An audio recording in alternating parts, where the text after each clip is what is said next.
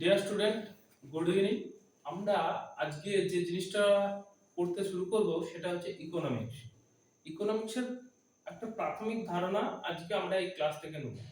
তোমরা দেখেছো রাজ্য সরকার বা সরাসরি সেন্ট্রালের পরীক্ষাগুলোতেও ইকোনমিক্সের কোশ্চেন আসার প্রবণতা দিনের পর দিন বেড়ে চলেছে। এবারে SSC MTS, SSC GD, RPF constable সব পরীক্ষাতেই এই ইকোনমিক্স থেকে কোশ্চেন আসতে শুরু করেছে এবং যে কোশ্চেনগুলো আসছে সেগুলো আগেতে আমরা দেখতাম যে ইকোনমিক্সে কিছু ডেটাবেস কোশ্চেন আসতো বিভিন্ন তথ্য কেন্দ্রিক, কিন্তু এই মুহূর্তে ইকোনমিক্সের কি কি কোশ্চেন আসছে না বেসিক কোশ্চেন আসছে। অর্থাৎ ইকোনমিক্স বা অর্থবিদ্যার কিছু আহ, একদম ধারণাগত প্রশ্নকে তুলে ধরছে। তো সেই ধারণাগত প্রশ্নগুলোর উত্তর সঠিক করে আসতে হলে আমাদেরকে এই অর্থনীতি সম্পর্কে একটা বেসিক ধারণা ভালোভাবে রাখতে হবে, যাতে করে আমরা পরীক্ষার কোশ্চেনগুলোর উত্তর সঠিক করে আসতে পারি। তো আমরা প্রথমেই আসছি এই ইকোনমিক্স। আমাদের অনেকের কাছেই এই সাবজেক্টটা নতুন, বিশেষ করে যারা সায়েন্স বা কমার্স ব্যাকগ্রাউন্ড থেকে এসেছে তাদের ক্ষেত্রে। তো এই ইকোনমিক্স কথাটা প্রথম কোন দেশে ব্যবহৃত হয়েছিল আমি বলি। ইকোনমিক্স এই শব্দটা জন্ম হয়েছে গ্রিসের একটা গ্রিক ভাষার একটা শব্দ ঐকোনোমিয়া কথা থেকে। এই ঐকোনোমিয়া থেকে এখান থেকে ইকোনমিক্স এর জন্ম। এই শব্দটা থেকে ইকোনমিক্স শব্দটার জন্ম। এই ইকোনমিক্স শব্দের মানে অভিধানগত মানে যদি তোমরা জানতে চাও, তাহলে অভিধানগত মানে হলো পরিবার পরিচালন বিদ্যা। পরিবার পরিচালন বিদ্যা, তাহলে পরিবার পরিচালন মানে পরিবার পরিচালনা করার জন্য যে বিদ্যার প্রয়োজন সেটাই ইকোনমিক্স। আমরা জানি একটা পরিবারে আমাদের কি করতে হয়, বেঁচে থাকার জন্য কিছু ব্যয় করতে হয় সংসারে।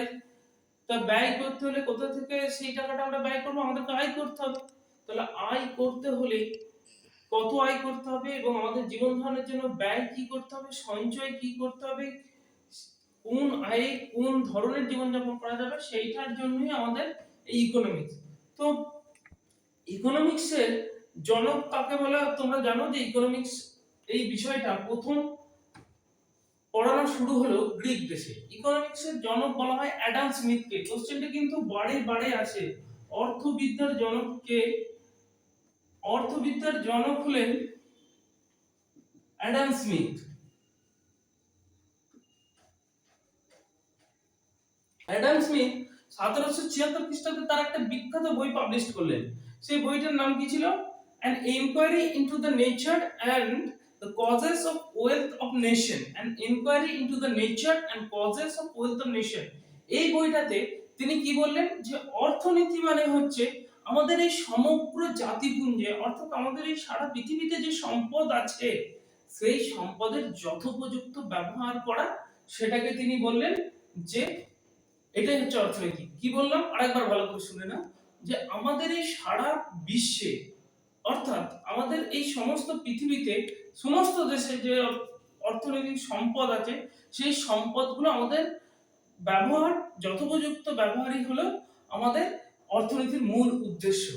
এই কারণে দেখো, যেহেতু প্রত্যেকটা দেশে এই অর্থনীতির যে মূল উপকরণ অর্থাৎ সম্পদটা আমাদের সংগ্রহ করে সেই সম্পদ দিয়ে আমাদের জীবন ধারণের পদ্ধতি নিয়ে আলোচনা করলেন, তাই এটাকে আমরা বলছি পলিটিক্যাল ইকোনমিক্স। কি বলছি? Political economics. তাহলে তোমাদের যদি কোশ্চেন আসে যে পলিটিক্যাল ইকোনমিক্স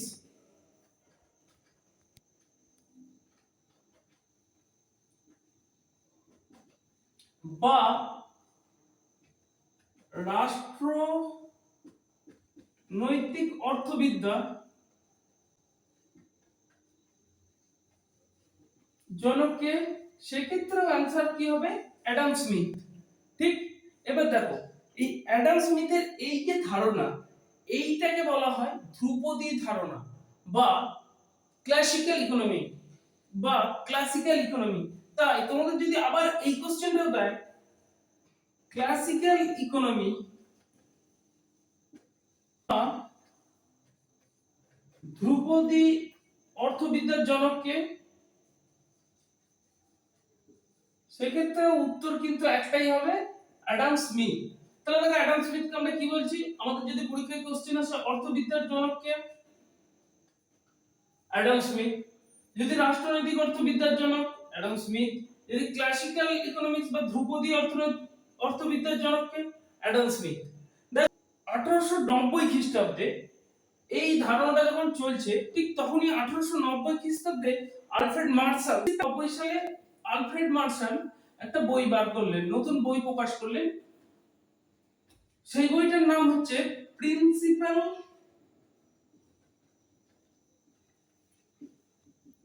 অফ ইকোনমিক্স। কে বার করলেন? Alfred Marshall. লেখক কে? Alfred martial. তাহলে এই যে বইটা তিনি বার করলেন, সেখানে তিনি এই রাষ্ট্রপুঞ্জের যে সম্পদ, সেই রাষ্ট্রপুঞ্জের যে সম্পদের ব্যবহার এবং তার যে উৎপাদন উপকরণ, এইগুলো থেকে একটু তার যে দৃষ্টিভঙ্গি সেটা ঘুরিয়ে দিলেন। তিনি কোন দিকে মনোযোগ দিলেন? তিনি মনোযোগ দিলেন মানব কল্যাণের দিকে, অর্থাৎ প্রতিটা মানুষ এবং তার জীবন ধারণের মান উন্নয়ন ঘটানোর জন্য অর্থনীতির কিভাবে প্রয়োগ করা যায় সেটা নিয়ে তিনি আলোচনা করলেন।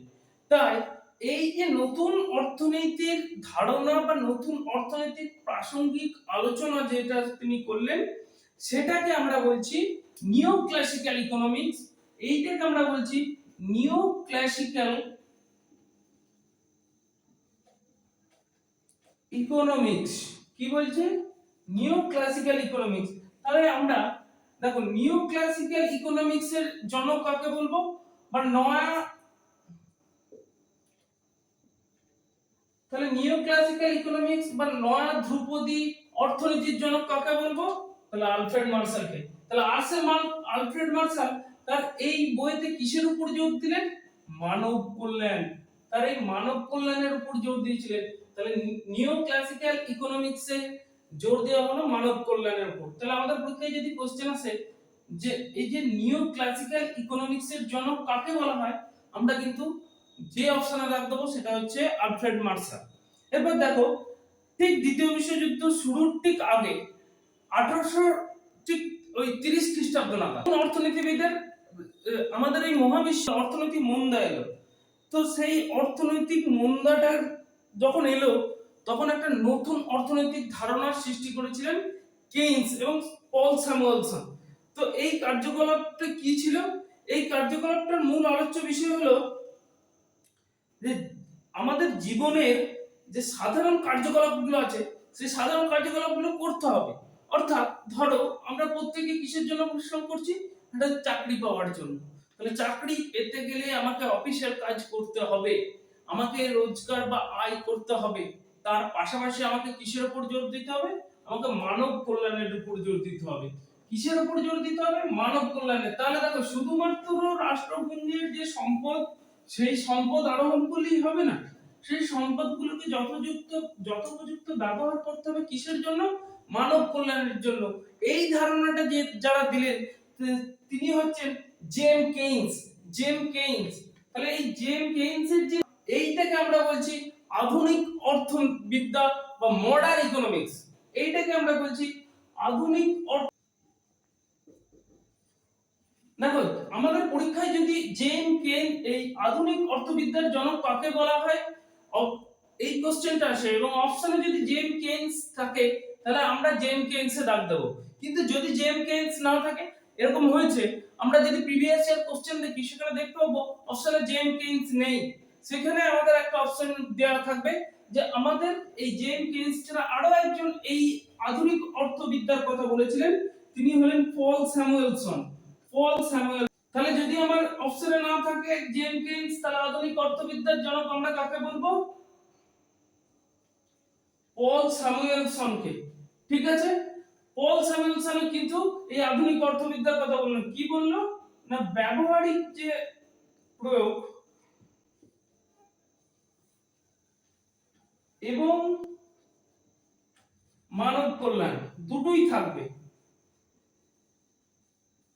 ঠিক, চলো এরপর আমরা আসছি যে আমাদের এই যে অর্থশাস্ত্রের যে মূল বিষয়গুলো, যে অর্থশাস্ত্রের যে বিষয়গুলো কি কি হবে। আমাদের এই অর্থশাস্ত্রের বিষয়গুলি 6টা ভাগে ভাগ করা হয়েছে। প্রথম হচ্ছে ভোগ। তাহলে কি করতে হবে? ধরো তুমি সকালবেলায় ঘুম থেকে উঠলে, কি করবে? ব্রাশ করবে, তাই তো?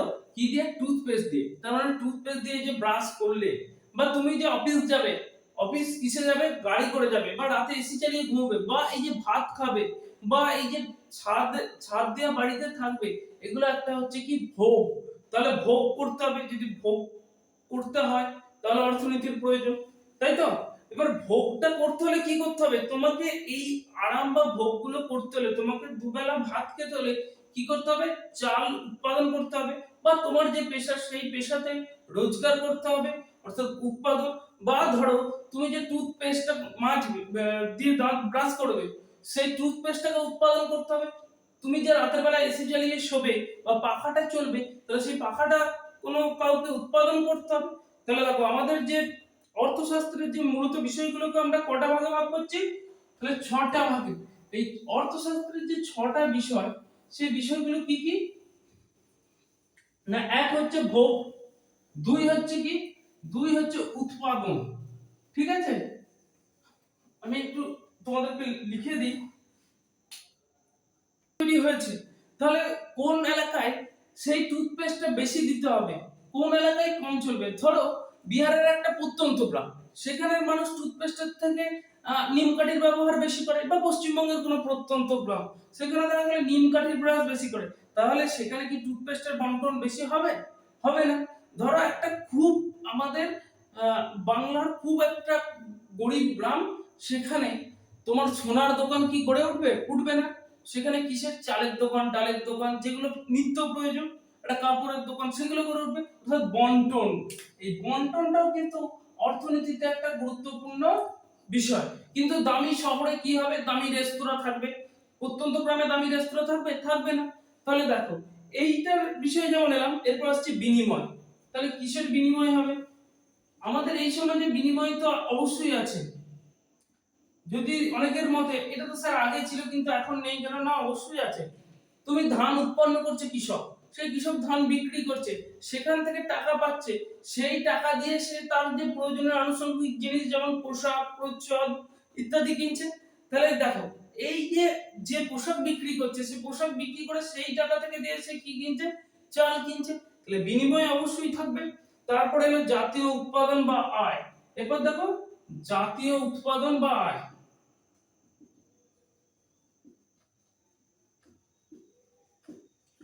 ধরো আমার ভারতবর্ষে যে আমাদের সমভূমি অঞ্চল আছে, সেখানে উন্নত পলিমাটি আছে, সেখানে কি উৎপন্ন হচ্ছে?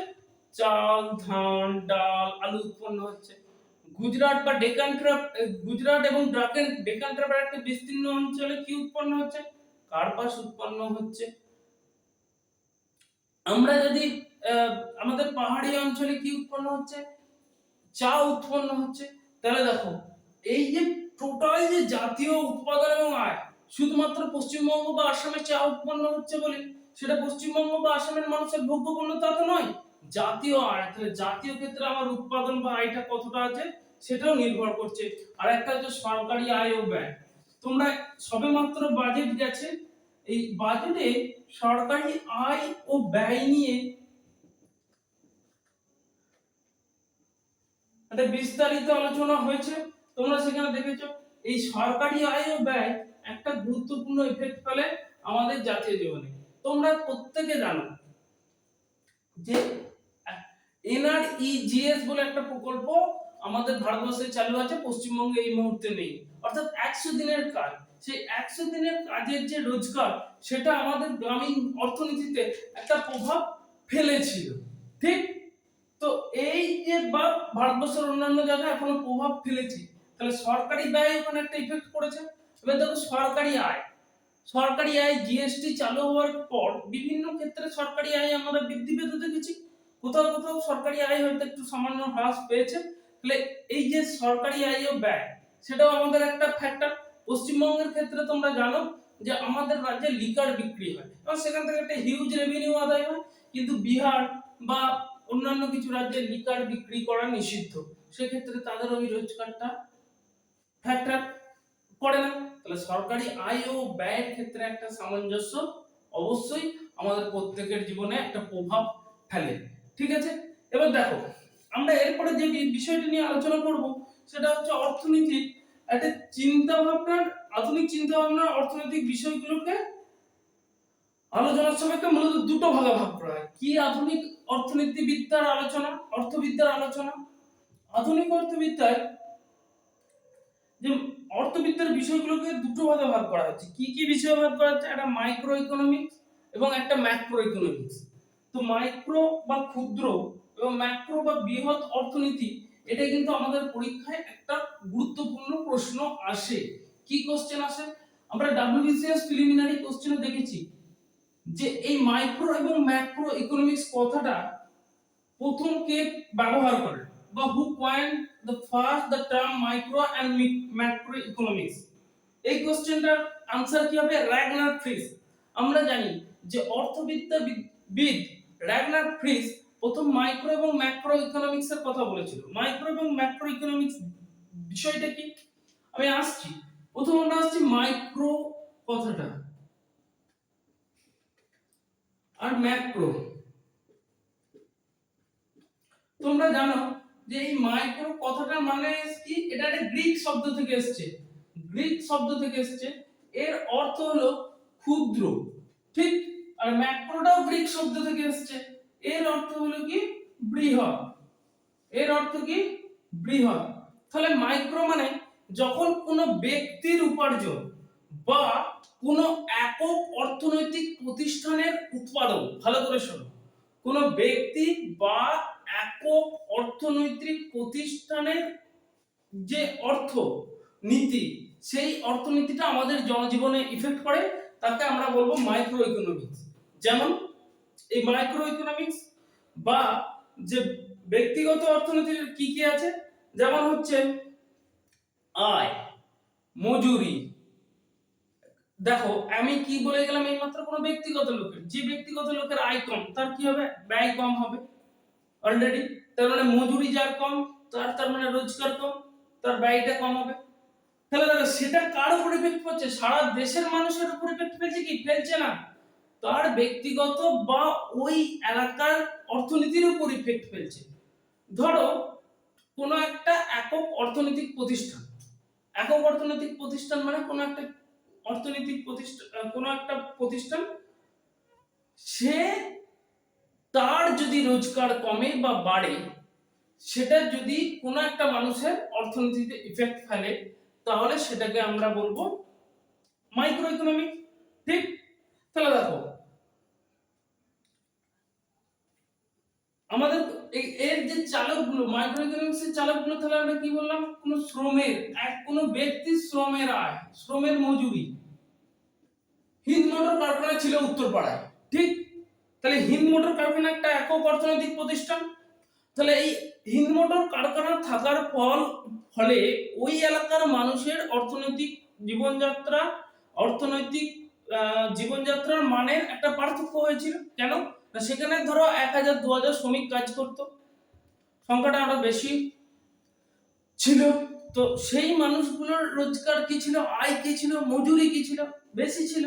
তাহলে সেইটা তাদের একটা জনজীবনে ইফেক্ট ফেলেছিল। এটাকে আমরা বলবো মাইক্রো ইকোনমিক্স। ম্যাক্রো ইকোনমিক্স কি? ম্যাক্রো ইকোনমিক্স, তাহলে এগুলোর আরো কি কি হলো? তাহলে শ্রমের মজুরি, তাহলে আর কি হবে? তাহলে তার সঙ্গে আর কি হবে? কোন দ্রব্যের বাজার।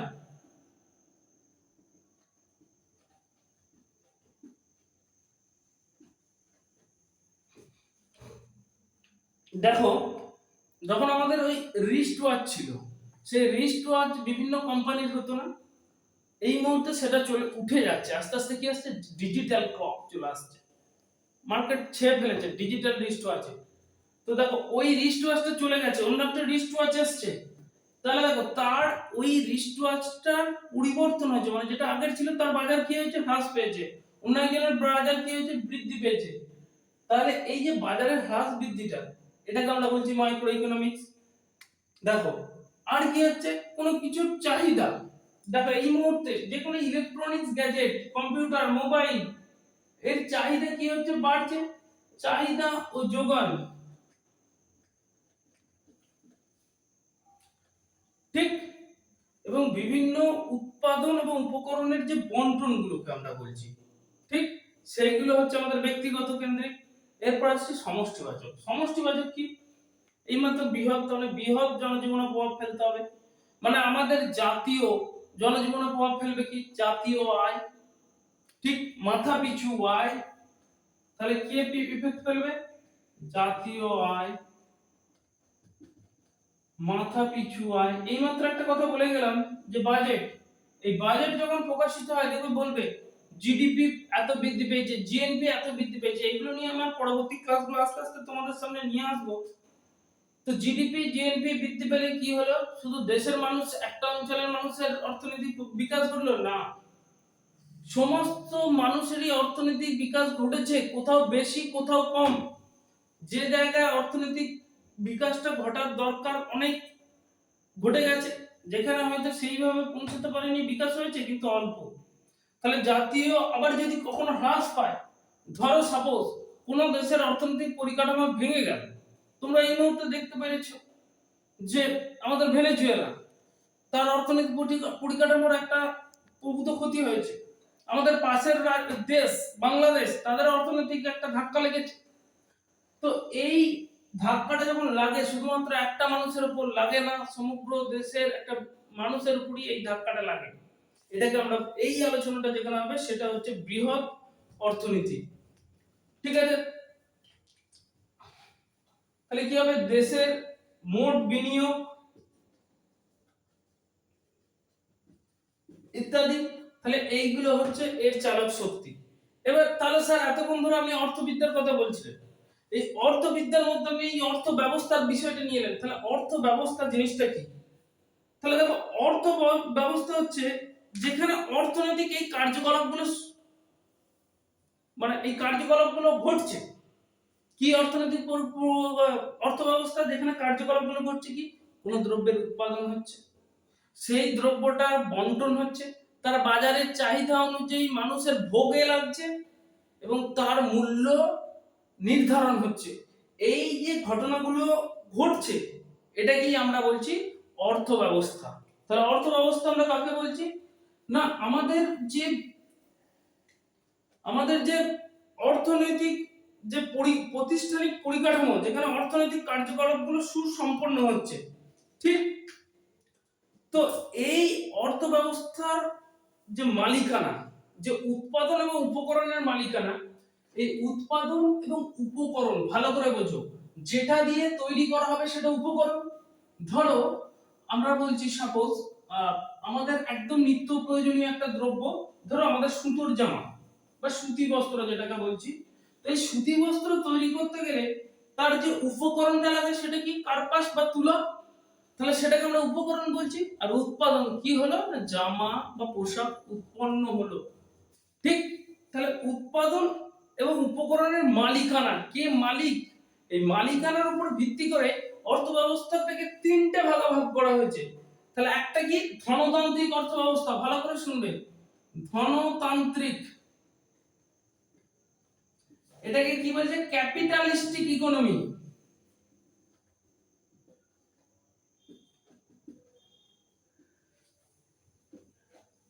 একটা হচ্ছে সমাজতান্ত্রিক,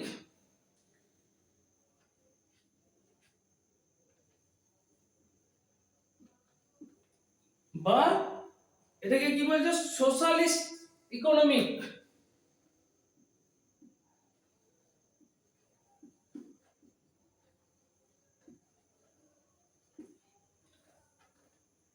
আর একটা হচ্ছে মিশ্র অর্থনীতি।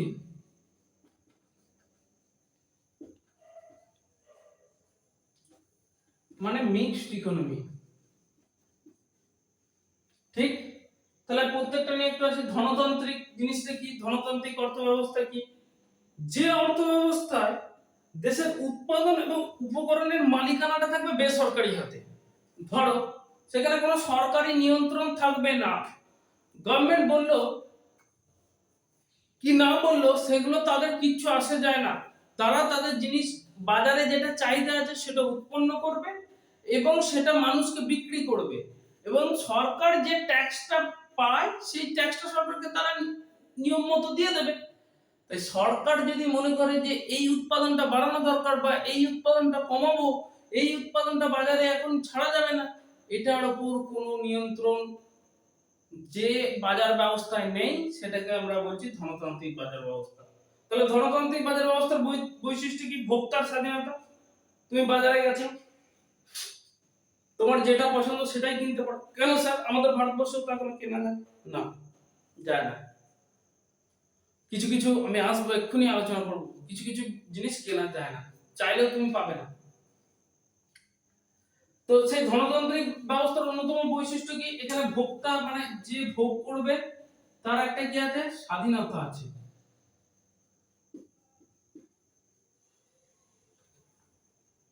দেখো, সম্পত্তি সবসময় ব্যক্তিগত মালিকানা থাকবে। সম্পত্তি কার থাকবে? একটা ব্যক্তিগত মালিকানা থাকবে, ঠিক আছে? এখানে সরকারি কোনো নিয়ন্ত্রণ থাকবে না, ঠিক? সরকারি নিয়ন্ত্রণ থাকবে না।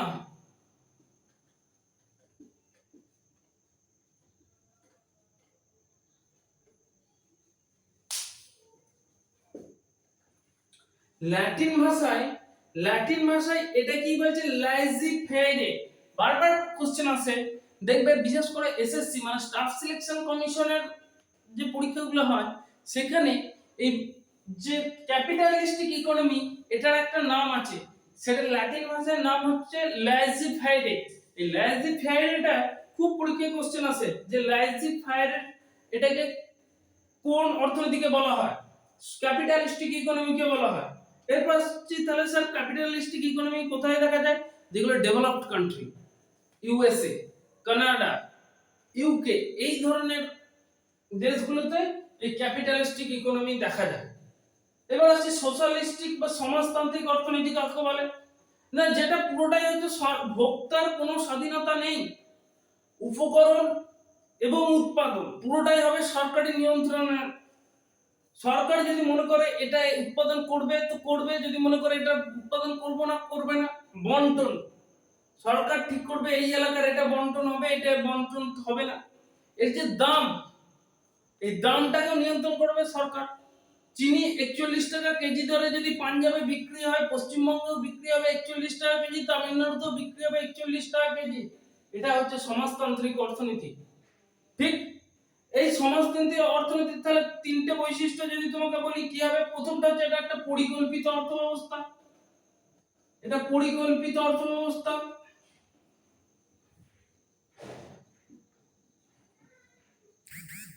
দুই, সরকারি নিয়ন্ত্রণাধীন।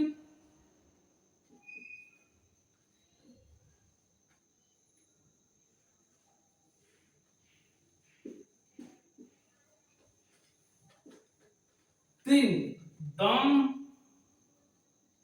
নির্ধারণ সরকারের হাতে, সরকারের নিয়ন্ত্রণ, ঠিক? এবার হচ্ছে মিশ্র অর্থনীতি। মিশ্র অর্থনীতির ধারণা তোমাদের একটু আগে একটা কথা বলে গেলাম যে 1930 এর দিকে, ঠিক দ্বিতীয় বিশ্বযুদ্ধ শুরুর আগে আমাদের সারা পৃথিবী জুড়ে একটা অর্থনৈতিক মন্দাভাব আসে, এবং এই অর্থনৈতিক মন্দাভাবটা 2008 সালে যে অর্থনৈতিক মন্দা, তার থেকেও বড় অর্থনৈতিক মন্দাভাব এসেছিল। তখন জেমস কেইন্স বললেন যে এই অর্থনীতির মন্দার অন্যতম কারণ হলো বাজার অর্থনীতি। তাই সরকারের উচিত সমস্ত কিছু বেসরকারি মালিকানাদের হাতে ছেড়ে না দিয়ে কিছু কিছু জিনিস সরকারের নিয়ন্ত্রণে রাখা। যেমন আমাদের সরকার রেখেছে এলআইসি কে, ওই এলআইসি গভর্নমেন্ট পলিসি ঠিক করবে যে কত টাকা দিলে কত টাকা ইন্স্যুরেন্স হবে। আমাদের সরকার রেখেছে স্টেট ব্যাংক অফ ইন্ডিয়াকে। আমাদের দেশের সরকার আরবিআই প্রতিষ্ঠা করে পুরো বাজার নিয়ন্ত্রণ করে। তাই কোনোদিন শুনবে না ভারতবর্ষের অমুক সরকারি নিয়ন্ত্রণাধীন ব্যাংকটা দেউলিয়া হয়ে বন্ধ হয়ে গেছে, যেটা তোমরা 2008 সালে আমেরিকা যুক্তরাষ্ট্রে হামেশাই দেখতে পাচ্ছিলে। তো এই ধরনের যে কথাটা, তাহলে কে এই প্রথম মিক্সড ইকোনমিক ধারণা দিল? জেমস কেইন্স। তিনি একটা ধারণা দিলেন যে এখানে ধনতান্ত্রিক অর্থব্যবস্থা এবং সমাজতান্ত্রিক অর্থব্যবস্থা পাশাপাশি চলবে। অর্থাৎ এখানে সরকার একটা পরিকল্পনা করবে, কিন্তু কিছু ক্ষেত্রে সেই পরিকল্পনাগুলো সরকারের নিয়ন্ত্রণাধীন থাকবে না। ওই যে তুমি বাজারে গেছো, রেমন্ডসের জামা তোমার পছন্দ হয়েছে এবং ক্ষমতা আছে তাই তুমি কিনতে পেরেছো, ঠিক? কিন্তু তুমি যদি মনে করো এই মুহূর্তে স্টেট ব্যাংক অফ ইন্ডিয়া ব্যাংকটাকে তুমি কিনে ফেলবে, কিনতে পারবে? পারবে না। এলন মাস্ক এলেও কিনতে পারবে না। কেন কিনতে পারবে না? না, ওটা সরকারের নিয়ন্ত্রণাধীন। তুমি যদি মনে করো ইন্ডিয়ান রেলওয়েকে কিনে নেবো, কিনতে পারবে? পারবে না, কারণ ওটা সরকারের নিয়ন্ত্রণাধীন। কেমন? চলো, এইটাকে আমরা বলছি মিক্সড ইকোনমি বা মিশ্র অর্থনীতি। তাহলে মিশ্র অর্থনীতি কোথায় দেখা যায়? ভারতবর্ষ, পাকিস্তান, বাংলাদেশ, এই ধরনের ডেভেলপিং কান্ট্রিগুলোতে। তাহলে তোমাকে যদি কোশ্চেন করে ঘুরিয়ে ভারতবর্ষে কোন ধরনের অর্থনীতি দেখা যায়? সমাজতান্ত্রিক অর্থনীতি, না ধনতান্ত্রিক অর্থনীতি, না মিশ্র অর্থনীতি? তুমি চোখ বন্ধ করে বলবে ভারতবর্ষে যে অর্থনীতিটা দেখা যায় সেটা হচ্ছে মিশ্র অর্থনীতি বা মিক্সড ইকোনমি। এবার দেখো পরিকাঠামোর ভিত্তিতে কতগুলো অর্থ ব্যবস্থা হয়। আমি ওই পরিকাঠামো কিসের উপর? ইনফ্রাস্ট্রাকচার বা পরিকাঠামোর ভিত্তিতে সেই অর্থ ব্যবস্থাগুলো নিয়ে আমি একটুখানি তোমাদের আলোচনা করব। ছোট ছোট জিনিস এইগুলো একটুখানি তোমরা কোশ্চেন আসছে এই মুহূর্তে যে এই ধরনের অর্থ ব্যবস্থাগুলোতে একটু জাস্ট তোমাদের ধারণা বা বেসিক নলেজ রাখার দরকার আছে।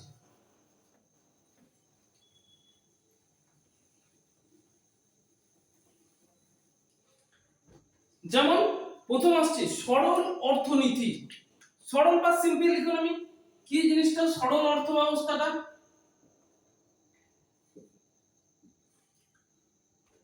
এখানে মুদ্রার ব্যবহার থাকবে না, মুদ্রার ব্যবহার থাকবে না। তাহলে মুদ্রার ব্যবহার যখন থাকবে না তখন কিসের ব্যবহার থাকবে? তাহলে মুদ্রা বা টাকা পয়সার লেনদেন হবে না, তাহলে কি থাকবে? বিনিময় প্রথা। তাহলে কৃষক ধান উৎপন্ন করবে, তাহলে ধান বা চাল উৎপন্ন করে কাকে দেবে? আমরা ছোটবেলায় ক্লাস 3 পড়ে ইতিহাস বই পড়েছিলাম, কুমোরকে দিল, কুমোর তাকে মাটির পাত্র দিল। বা এবার তাহলে কুমোরের ঘরে প্রচুর চাল জমে যাবে তা কিন্তু হবে না, তাহলে কুমোরকে জামা কাপড় কিনতে হবে। কুমোর তাঁতির ঘরে সেই চাল দিল, তাঁতি কাপড় দিল, বা কুমোর তাঁতিকে কি দিল? মাটির পাত্র দিল, তাঁতি তাকে কাপড় দিল। এই ধরনের যে বিনিময় প্রথা, তাহলে এই বিনিময় প্রথা কোথায় দেখা যায়? বিনিময় প্রথা দেখা যাচ্ছে সরল অর্থ ব্যবস্থা। এরপর আমরা আসছি জটিল অর্থ ব্যবস্থা। জটিল অর্থ ব্যবস্থা জিনিসটা কি? আমরা যে অর্থ ব্যবস্থায় রয়েছি সেটাই হচ্ছে জটিল অর্থ ব্যবস্থা।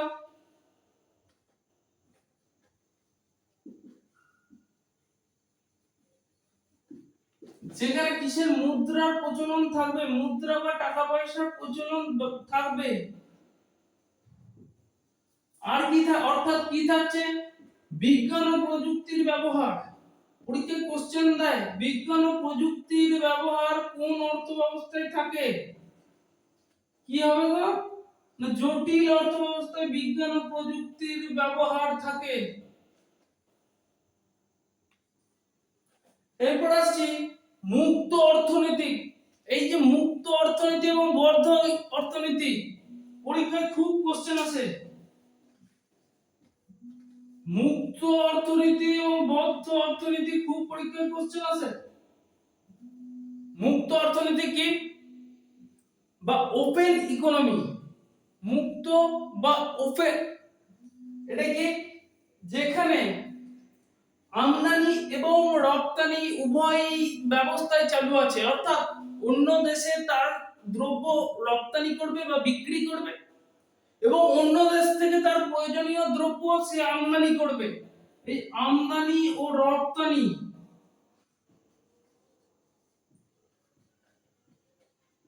আমদানি ও রপ্তানি থাকবে, তাকে কি বলবে? মুক্ত অর্থনীতি বা ওপেন ইকোনমি। এটা আরেকটা ইংরেজিতে কি বলে? Open economy. আচ্ছা, বদ্ধ অর্থনীতি কাকে বলবে? বদ্ধ অর্থনীতি বা ক্লোজড ইকোনমি কাকে বলবে? বাংলায় বললে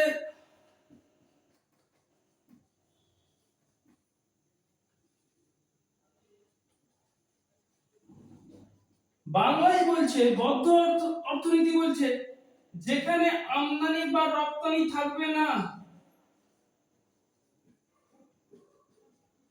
আমদানি ও রপ্তানি থাকবে না, অর্থাৎ আমার জিনিস আমি কাউকে দেবো না, অন্য কারোর জিনিস আমি কিনবো না। No export, no import. তোমরা জানো আগে সোভিয়েত রাশিয়া, আগেকার চীন, আগেকার ভিয়েতনাম এই বদ্ধ অর্থনৈতিক দেশ ছিল, অর্থাৎ কোনো কিছু কারোর কাছ থেকে কিনতেও না, কোনো কিছু কাউকে বিক্রিও করতো না, অর্থাৎ নো এক্সপোর্ট নো ইম্পোর্ট। একে বলছি আমরা ক্লোজড ইকোনমি। এটাকে আমরা কি বলছি? ক্লোজড ইকোনমি বা বদ্ধ অর্থনীতি। ঠিক। এরপর আমরা আসছি পরিকল্পিত অর্থনৈতিক ব্যবস্থা বা প্ল্যান্ড ইকোনমি। পরিকল্পিত অর্থনৈতিক ব্যবস্থা বা প্ল্যান্ড ইকোনমি কাকে বলছে? না, যেখানে সরকার একটা পরিকল্পনা করে নিচ্ছে যে আগামী 5 বছর কি আগামী 2 বছর কি আগামী 1 বছর কি আগামী 10 বছর আমার একটা আনুমানিক আয় কত হবে এবং একটা আনুমানিক ব্যয় কত হবে। সেই আনুমানিক আয় এবং ব্যয়ের উপর নির্ভর করে কোন কোন ক্ষেত্রে বেশি পরিমাণ ডেভেলপমেন্ট করতে হবে, কোন কোন ক্ষেত্রে ডেভেলপমেন্টের উপর গুরুত্ব কম দিতে হবে, সেটাকে আমরা বলছি প্ল্যান্ড ইকোনমি বা পরিকল্পিত অর্থনৈতিক ব্যবস্থা। ঠিক। দেখো আমাদের দেশে আগে কি ছিল? পঞ্চবার্ষিকী পরিকল্পনা ছিল। এই পঞ্চবার্ষিকী পরিকল্পনার মাধ্যমে সরকার সিদ্ধান্ত নিত আগামী 5 বছর কোন কোন খাতে কত টাকা ব্যয় করতে হবে বা কি কি ডেভেলপমেন্ট, অর্থাৎ কোন কোন উন্নয়নে আমাকে আগামী 5 বছর গুরুত্ব দিতে হবে। এটা হচ্ছে প্ল্যান্ড ইকোনমি। ঠিক। মূলত এই ধরনের যেটা দেখা যায় সোশ্যালিস্টিক ইকোনমি বা মিক্সড ইকোনমির ক্ষেত্রে প্ল্যান্ড ইকোনমি দেখা যায়। আর অপরিকল্পিত বা নন প্ল্যান্ড ইকোনমি কি?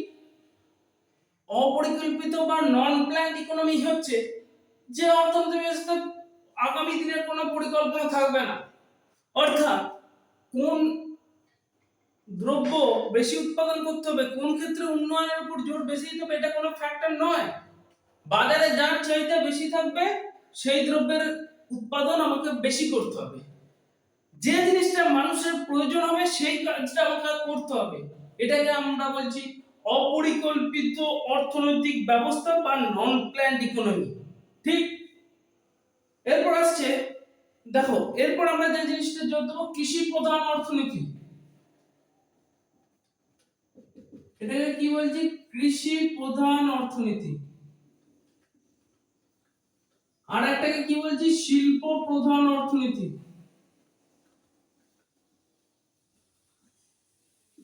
কৃষি প্রধান অর্থনীতি ও শিল্প প্রধান অর্থনীতি মানে কি?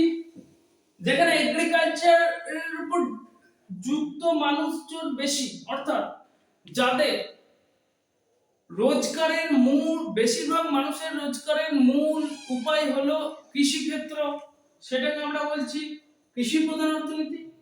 তাহলে আর যেখানে আমাদের শিল্প প্রধান অর্থনীতি কাকে বলছি? যেখানে মানুষের রোজগারের মূল ক্ষেত্র হচ্ছে শিল্প ক্ষেত্র, তাকে আমরা বলছি শিল্প প্রধান অর্থনীতি। তাহলে দেখো শিল্প প্রধান অর্থনীতির ক্ষেত্রে কিন্তু কি হচ্ছে? মানুষের রোজগার বেশি হচ্ছে, অর্থাৎ আয় বেশি হচ্ছে। তাহলে আয় বেশি হলে ডেভেলপ কি হবে? বেশি হবে, কারণ ভোগ বেশি হবে। আয় বেশি হলে ভোগ বেশি হবে, ভোগ বেশি হলে ডেভেলপ হবে। তাহলে এই শিল্প প্রধান অর্থনীতি মূলত ডেভেলপ কান্ট্রিগুলোতেই দেখা যায়। আর এগ্রিকালচার বেসড অর্থনীতি বা কৃষি প্রধান অর্থনীতি প্রধানত যেগুলো তোমার আন্ডার ডেভেলপ বা ডেভেলপিং কান্ট্রি সেগুলোতে দেখা যায়। এরপর দেখো আমরা আসছি ডেভেলপ অর্থনীতি বা উন্নত অর্থবিদ্যা, উন্নত অর্থ ব্যবস্থা কাকে বলে? উন্নত অর্থ ব্যবস্থা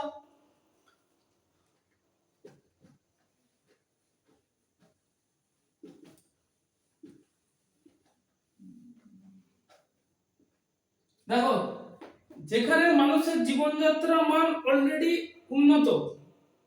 কিভাবে উন্নত হয়েছে? না, এই অর্থ ব্যবস্থায় উৎপাদন বেশি হয়েছে।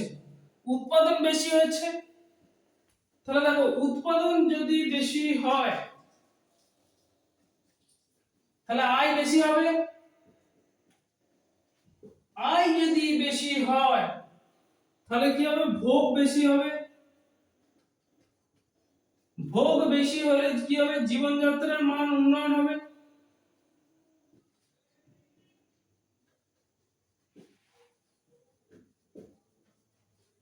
এটাকে আমরা বলছি উন্নত অর্থব্যবস্থা। তোমরা জানো আমেরিকা, কানাডা, ইউকে, রাশিয়া, চীন, এই ধরনের দেশগুলোর ক্ষেত্রে ডেভেলপড ইকোনমির লক্ষণগুলো দেখা যায়। ঠিক, তাহলে এদের অর্থনৈতিক শ্রীবৃদ্ধিটা খুব দ্রুততম হতে থাকে। জার্মানি, জাপান, এগুলো অর্থনৈতিক বৃদ্ধিটা দ্রুত হতে থাকবে। আর অনুন্নত অর্থব্যবস্থা কাকে বলছে, যেখানে জাতীয় আয় ও মাথাপিছু আয় খুব কম। অনুন্নত অর্থব্যবস্থা কাকে বলছি, অনুন্নত অর্থব্যবস্থা কাকে বলছি,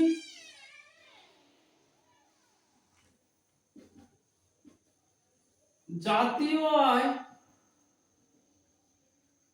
ও মাথাপিছু আয়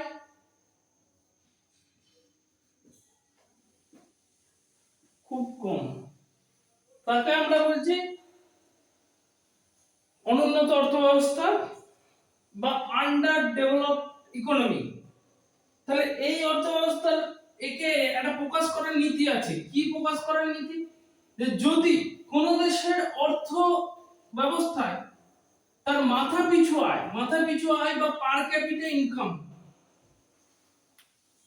যদি মাথাপিছু আয় বা পার ক্যাপিটা ইনকাম যদি ইউএসএ, আমেরিকার কি হবে, আমেরিকার যে পার ক্যাপিটা ইনকাম, আমেরিকা এর মাথাপিছু আয়ের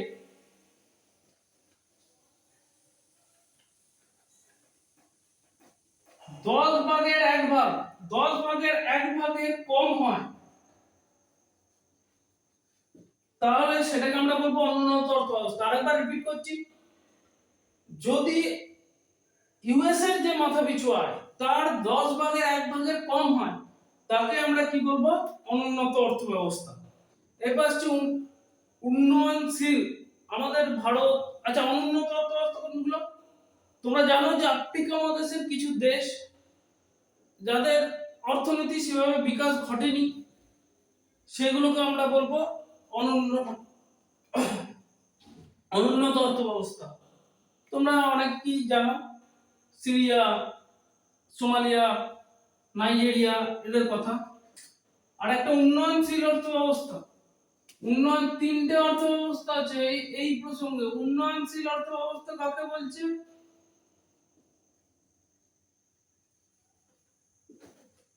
ডেভেলপিং কান্ট্রি, তাই তো। ডেভেলপিং ইকোনমি কোনটা, না যে অর্থব্যবস্থার অর্থনীতি কম ছিল, মাথাপিছু আয় কম, কিন্তু বাড়ছে এবং বৃদ্ধিটা হচ্ছে একটা ধীর গতিতে। হয়তো সেরকম কোনো বৃদ্ধি যে থেমে গেছে তা না, মাথাপিছু আয় বৃদ্ধি পাচ্ছে। ঠিক আছে, এই যে উন্নয়নশীল অর্থব্যবস্থা, এটা আমরা চিনব কিভাবে, তো আমাদের আয়টা, আমাদের যে জাতীয় আয়, সেখানে জাতীয় আয়টা যদি কৃষি ক্ষেত্র থেকে সরে গিয়ে, অর্থাৎ প্রাথমিক ক্ষেত্র থেকে সরে গিয়ে পরিষেবা বা আমাদের টারসিয়ারি সেক্টর থেকে রোজগারের বৃদ্ধির পরিমাণ বৃদ্ধি পায়, তাহলে আমাদের কোথা থেকে সরে যেতে হচ্ছে, কৃষি ক্ষেত্র। কৃষি ক্ষেত্র আমাদের জাতীয় আয়ের যত টাকা দেবে সেটা থেকে আস্তে আস্তে কমছে। তার মানে মানুষের কৃষি ক্ষেত্রের প্রতি অ্যাট্রাকশন বা কৃষি ক্ষেত্র থেকে রোজগার কমছে। কোথায় বাড়ছে, কৃষি ক্ষেত্র থেকে ট্রান্সফার হচ্ছে কোথায়, পরিষেবা ক্ষেত্রে। পরিষেবা মানে সার্ভিস সেক্টরে। এই সার্ভিস সেক্টরে রোজগার যদি বাড়ছে, মানে তবে জানবে সেটা ডেভেলপিং কান্ট্রি। যেমন আমাদের ইন্ডিয়া, পাকিস্তান, বাংলাদেশ, এইগুলোতে গিয়ে কৃষি ক্ষেত্র থেকে রোজগার কমে পরিষেবা ক্ষেত্রের প্রতি রোজগার বৃদ্ধি পাচ্ছে। তাই এগুলোকে আমরা বলবো উন্নয়নশীল দেশ। আচ্ছা, এরপর আসি, তো আমরা তো এই যে অর্থনীতি নিয়ে পড়ছি, তো অর্থনীতি নিয়ে এই অর্থনীতির মূল সমস্যা কি, প্রথমত তিনটে সমস্যা অর্থনীতির। কি মূল সমস্যা, অর্থনীতি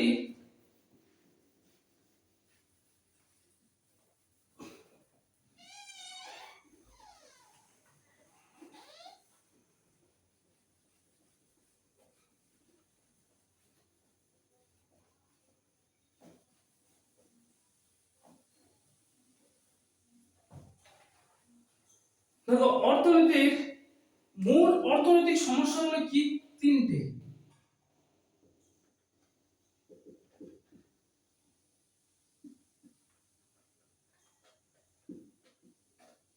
এক নম্বর পয়েন্ট কি? কি কোন দ্রব্য উৎপাদন করা হবে, ঠিক?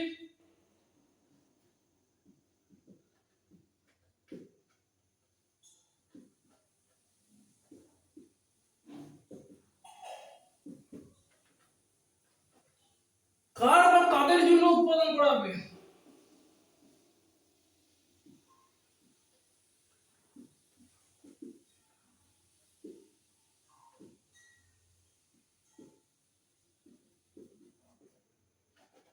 আর একটা হচ্ছে কোন পদ্ধতিতে উৎপাদন করা হবে, পদ্ধতিটা কি?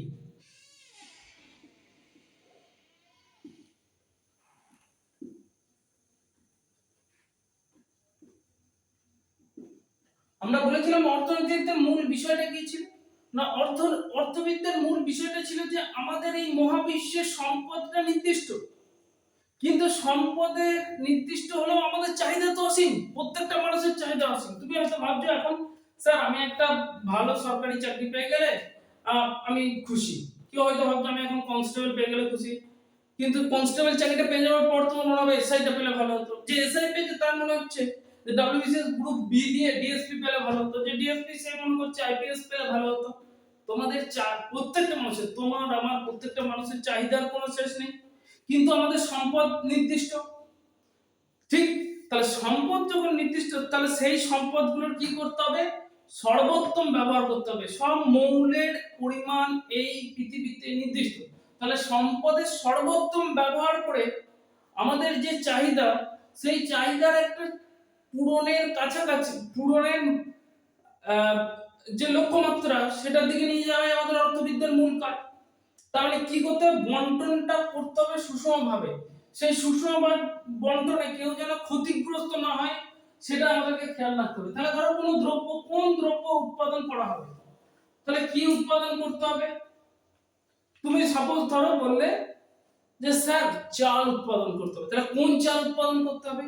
তাহলে কোন চাল বাজারে মানুষ খাচ্ছে, তাহলে কার বা কাদের জন্য উৎপাদন করতে হবে? ধরো তুমি বললে স্যার এই মুহূর্তে আমাদের কাছে সব থেকে বেশি যে চালটা উৎপাদন করতে হবে সেটা হচ্ছে সরু চাল, যেটা বাজারে প্রচলিত নাম মিনিকেট, সেই মিনিকেট। তাহলে উৎপাদন করতে হবে কাদের জন্য? তাহলে যাদের রোজগার বেশি তাদের জন্য, কারণ ওই চালটার দাম বেশি। তাহলে যারা রোজগার কম তাদের জন্য কি উৎপাদন করতে হবে? তাহলে এই কে বা কাদের জন্য উৎপাদন করতে হবে, এটাও একটা বড় প্রশ্ন। আর কোন পদ্ধতিতে উৎপাদন করতে হবে, কারণ আমি বাজারে যত কম দামে সেই জিনিসটাকে আনতে পারবো তত প্রফিট বেশি, তত বেশি মানুষের কাছে আমি পৌঁছাতে পারবো, কম খরচ হলে কি হবে? বেশি মানুষের কাছে আমি পৌঁছাতে পারবো। এবার দেখো, বেশি মানুষের কাছে আমাকে পৌঁছাতে হলে কোথাও কোথাও আমাদেরকে গুণমানের সঙ্গে আপোষ করতে হয়। তাহলে গুণমানের সঙ্গে যদি আপোষ করতে হয়, তাহলে যারা ভালো জিনিস করছে তাদের জন্য উৎপাদন করতে পারছি না। তাহলে এই তিনটে আমাদের মূল সমস্যা। তাহলে এই তিনটে মূল সমস্যার পিছনে প্রধান দুটি কারণ কি? আমি এই একটা কথা বলে গেলাম, একটা হচ্ছে কি প্রধান, এদের পিছনে প্রধান কারণ কি? মানুষের অসীম চাহিদা, মানুষের অসীম চাহিদা। আর একটা কি বলে গেছি? সেটা হচ্ছে যে আমাদের যে উৎপাদনের উপকরণ, মানে যেটাকে র মেটেরিয়াল বলছি, সেই উৎপাদনের উপকরণ কিন্তু নির্দিষ্ট।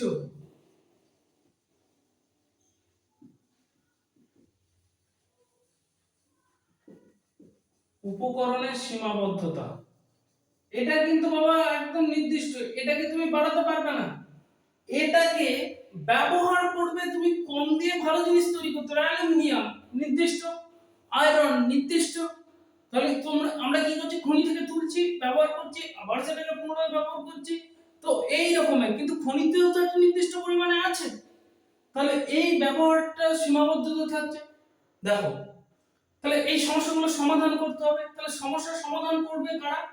না, যে দেশে যেমন অর্থ ব্যবস্থা চালু আছে সেইভাবে তাদের সমস্যার সমাধান হবে। ধরো ধনতান্ত্রিক দেশ কিভাবে অর্থ এটা শুট আউট, এই প্রবলেমটা শুট আউট করবে বা এই সমস্যাটা সমাধান করবে? তাহলে সেখানে মেন হচ্ছে চাহিদা আর যোগান, গণতান্ত্রিক যে অর্থ ব্যবস্থা। তাহলে তাদের যে চাহিদা আছে সেই জিনিসটাই তারা উৎপাদন করবে, তারা গুণমানের সঙ্গে কোনো আপোষ করবে না, তারা উন্নত মান তৈরি করবে, তারা দামের সঙ্গে কোনো আপোষ করবে না, ঠিক। কিন্তু যদি যে অর্থনৈতিক ব্যবস্থা, সমাজতান্ত্রিক অর্থনৈতিক ব্যবস্থা বা আমাদের যে মিশ্র অর্থনৈতিক ব্যবস্থা, সেখানে কি হবে, এই এই একদম খুব ভালো প্রোডাকশন, খুব ভালো দ্রব্যকে উৎপাদন করা যাবে না। যদি সরকার তাকে এর অসীম চাহিদা রয়েছে, সরকার কি করে জিনিসটাকে নিয়ন্ত্রণ করার চেষ্টা করে, বাজারটাকে কন্ট্রোল করার চেষ্টা করে, বাজারে বিক্রিটা বন্ধ করে দেওয়ার বা যোগানটাকে সমবন্টনের চেষ্টা করে, করে না? তাহলে সেই অর্থনীতিতে, অর্থাৎ যখন সমাজতান্ত্রিক অর্থনীতি বা মিশ্র অর্থনীতি হবে, তখন সেখানে একটা ব্যারিয়ার তুলে দেয়। যেমন ধরো ভারতবর্ষে ইনকাম ট্যাক্স আছে, অনেক দেশে, বেশিরভাগ দেশে ইনকাম ট্যাক্স নাই। তাহলে ভারতবর্ষে ইনকাম ট্যাক্স আছে, তার মানে কি ভারতবর্ষ বলছে তুমি যদি বেশি রোজগার করো তাহলে তোমার কাছে ইনকাম ট্যাক্স বেশি পড়বে। ধরো যে লোকটা 20 লাখ টাকা রোজগার করে, তার যদি 30%, সরি 15% টাকা ইনকাম ট্যাক্স পড়ে, তার রোজগারের 15% টাকা ইনকাম ট্যাক্স দিতে হবে। যে 1 কোটি টাকা রোজগার করবে তাকে কি দিতে হবে, 30% 33% টাকা ইনকাম ট্যাক্স দিতে হবে। তার মানে দেখো, যে বেশি রোজগার করছে সরকার তার থেকে বেশি পার্সেন্টেজ হারে নিয়ে নিচ্ছে। কেন না, সরকার বলছে সম বন্টন করতে হবে। এই যে নীতিটা, এইটাকে আমরা কি বলছি, যে এই ক্ষেত্রে কি হচ্ছে, এই যে সীমাবদ্ধতা আছে উপকরণটা, এই উপকরণটা বেশি তাকে দেয়া যাবে না। এটাই হচ্ছে আমাদের অর্থনীতিকে শুট আউট করার মূল বিষয়। তাহলে দেখো আরেকবার বলি, অর্থনীতি বা অর্থবিদ্যাটা আমাদের কিসের জন্য, যে আমরা জানি যে আমাদের এই সারা পৃথিবীতে আমাদের কি আছে, উৎপাদনের উপকরণ সীমাবদ্ধ আছে কিন্তু আমাদের চাহিদা অসীম। তাহলে এই উপকরণ, এই সীমাবদ্ধ উপকরণ নিয়ে কি করে আমাদের অসীম চাহিদা মেটানো যাবে, সেটাই আলোচনা করার মূল জায়গা হচ্ছে এই অর্থ ব্যবস্থা। এবং এর সঙ্গে যে ছোট ছোট জিনিসগুলো আজকে আমি যে ফ্যাক্টরগুলো আলোচনা করলাম, এগুলো কিন্তু অবশ্যই মন দিয়ে তোমরা পড়বে, তাহলে তোমাদের কিন্তু এই বেসিক সম্পর্কে একটা ধারণা হবে। Thank you. আচ্ছা এইটুকুই থাক, গুড নাইট সবাইকে।